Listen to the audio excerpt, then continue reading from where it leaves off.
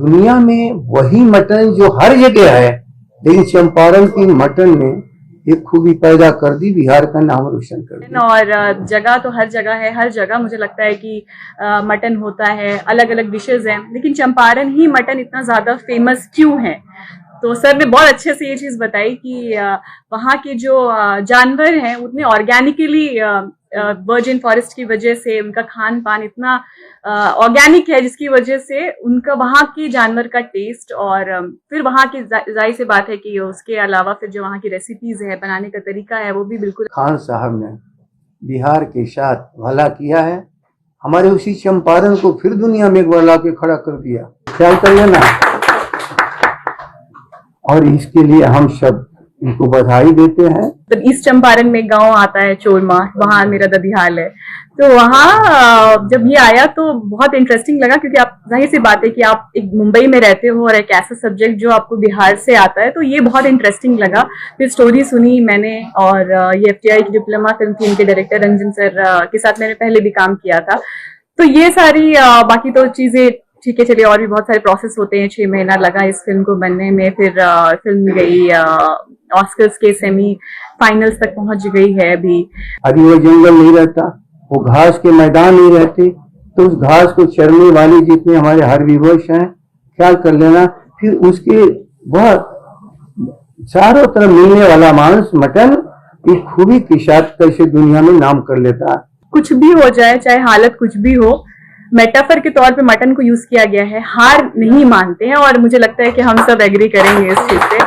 बकरी के मांस को किस ढंग से बनाया जाए और किस ढंग से दुनिया के सामने, और जिसके लिए चंपारण मटन इसका नाम पड़ा, इसके पीछे सबसे वहाँ की पर्यावरण की खूबी है। उस खूबी की चर्चा कर रहा हूँ, जिसके चलते आज दुनिया में नाम इन्होंने कमाया है।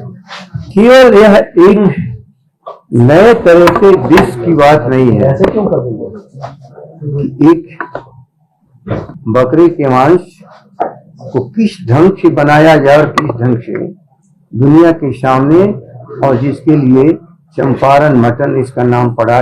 वर्जिन लैंड, जिसको हम कहते हैं हिमालयन रीजन से आई हुई मिट्टी, और उसके साथ आए हुए जिसको हम कहते हैं मेडिसिनल जितनी मटेरियल्स है जो आया, और उसको सही ढंग से यदि हम सुरक्षित करें तो दुनिया में वही मटन जो हर जगह है, लेकिन चंपारण की मटन ने एक खूबी पैदा कर दी, बिहार का नाम रोशन कर दिया। ख्याल कर लेना, उस धरती से अहिंसा भी उपजा है। अब इसको हिंसा का हिस्सा मत मान लेना। यह एक चीज है, उस वर्जिन फॉरेस्ट को जिसको हम लोगों ने सुरक्षित रखा था। अनेक तरह की इसमें विकृतियां आई थी, अनेक तरह के उसमें कॉन्ट्रैक्टर्स घुस चुके थे, और लगता था हमारा ये फॉरेस्ट नहीं बचेगा। उसके पत्थरों को लोग बेच रहे थे, उसकी मिट्टी हटा रहे थे, उसके जंगलों को लोग काट रहे थे। लेकिन 99-2000 के आसपास उस पूरी जंगल को बचाने का, जिसको सेंचुरी भी है, हम लोगों ने प्रयास किया। आज उसका प्रयास का प्रतिफल देखो। अपनी चीजों को विकसित होने दो, और यही है गवर्नेंस, जिसमें अपनी प्राकृतिक गुण है उसको विकसित होने दो। बाकी कोई चीज आपको करना नहीं पड़ेगा, बाधा मत उसमें डालिए। यदि वो जंगल नहीं रहता, वो घास के मैदान नहीं रहते, तो उस घास को चरने वाले जितने हमारे हर्बीवर्स हैं, ख्याल कर लेना, फिर उसके वह चारों तरफ मिलने वाला मांस मटन एक खूबी के साथ कैसे दुनिया में नाम कर लेता है। और फलक खान साहब ने बिहार के साथ भला किया है, हमारे उसी चंपारण को फिर दुनिया में एक बार ला के खड़ा कर दिया। ये ख्याल करिए ना, और इसके लिए हम सब इनको बधाई देते हैं, बिहार का नाम रोशन करने के लिए। बाकी फलक जी, फिर मैं आपसे एग्री करता हूँ, एक बार जरा इन लोगों को तरीके से बता दीजिए, वरना इनकी दिलचस्पी बनी रह जाएगी। फलक जी आया है, लेकिन उसको एक सीमा के भीतर लोग ने रख दिया, फलक को फलने नहीं दिया, इसलिए आप सबको सामने रख दीजिए इसकी बात को। और नजदीक रख समाई। हाँ जी। तो मैम ने बोला कि फिल्म के बारे में कुछ बताया जाए। चंपारण मटन जो हमारी फिल्म की टाइटल है, सर ने चंपारण मटन हमारी फिल्म की जो टाइटल है, जिसके बारे में हम सब बात कर रहे हैं, सर ने बहुत अच्छे से बताया कि सही बात है, मटन और जगह तो हर जगह है, हर जगह मुझे लगता है कि मटन होता है, अलग अलग डिशेज हैं, लेकिन चंपारण ही मटन इतना ज्यादा फेमस क्यों है।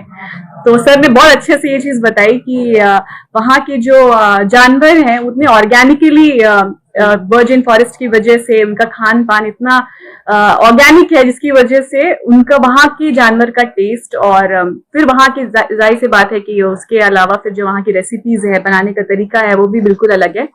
तो बिहार में रहने के मुझे लगता है कि सब लोग तो जरूर जानते होंगे, बट ये फिल्म आई और जब ये मेरे पास ऑफर आया इस फिल्म का, तो मेरा ददिहाल भी चंपारण पड़ता है, तो ये बहुत इंटरेस्टिंग लगा मुझे कि मतलब ईस्ट चंपारण में गांव आता है चोरमा, वहां मेरा ददिहाल है।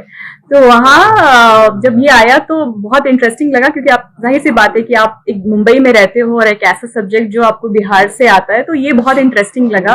फिर स्टोरी सुनी मैंने, और ये FTI की डिप्लोमा फिल्म थी, इनके डायरेक्टर रंजन सर के साथ मैंने पहले भी काम किया था।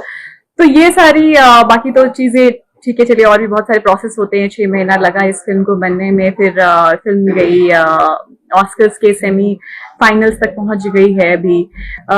तो ये फिल्म बेसिकली, अगर मैं थोड़ा सा अगर सिनॉप्सिस में एक बार बता दूं, तो ये फिल्म सबसे जो टॉप लाइन, अगर वन लाइनर अगर मैं बोलूं, कि बिहार के लोग को ये दिखाया गया है, कुछ भी हो जाए, चाहे हालत कुछ भी हो, मेटाफर के तौर पे मटन को यूज किया गया है, हार नहीं मानते हैं। और मुझे लगता है कि हम सब एग्री करेंगे इस चीज से, चाहे हालात जो भी हो फाइनेंशियल, चाहे लॉकडाउन के बाद की जिस कहानी दिखाई गई है, और हम सब ने बहुत लंबा लॉकडाउन झेला है, तो हम सब बहुत समझ सकते हैं उस तकलीफ को।